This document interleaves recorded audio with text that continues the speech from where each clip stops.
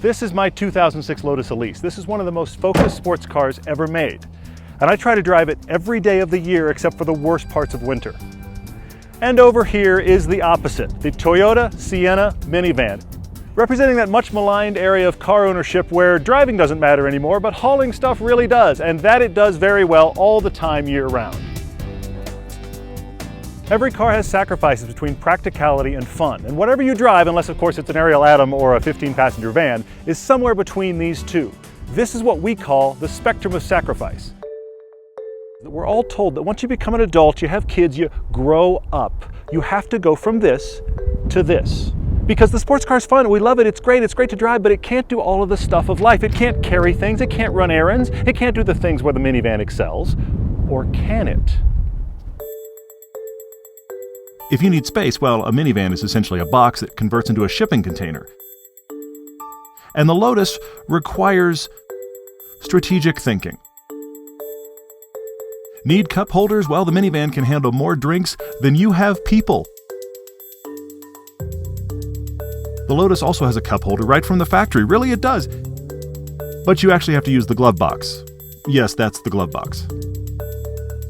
If you need accessibility, well, the van wins because all the doors, windows, hatches, everything can be opened at the touch of a button from the driver's seat. But actually, so can the ones in the Lotus.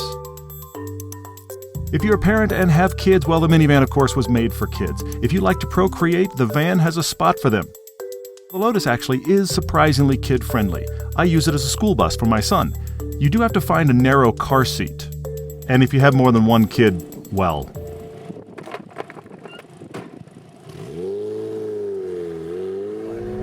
The thing is, it takes effort to make a sports car work in your life. You have to conform your life to the sports car, not the other way around. You have a minivan, that's just easy. It just makes everything in your life happen simpler, but you don't get to enjoy the driving. And for driving, I've never found anything better than the Lotus Elise.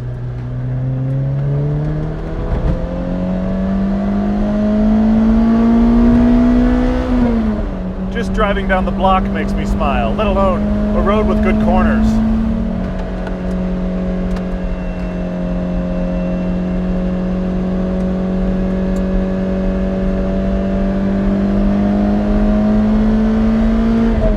It doesn't do anything else well, but it does this masterfully. Whatever car you own, we want you to love that car. If you don't have a car you love, our entire podcast is dedicated to help you find one. Where are you in the spectrum of sacrifice? Let us know in the comments, and join us for the podcast every Tuesday and Friday. More Lotus coming soon.